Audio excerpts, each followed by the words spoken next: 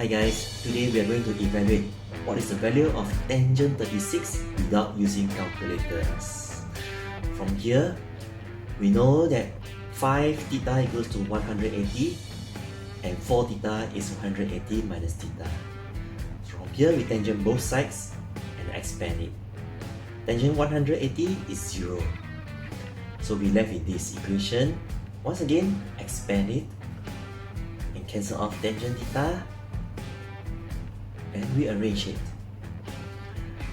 Now again and again, we get a quadratic formula. Simplify it in this manner, and we know that tangent square theta is not 5 plus 2 square root 5 because tangent square theta must be less than 1. And tangent 36 is not a negative value, so we left with tangent 36 with positive value as shown.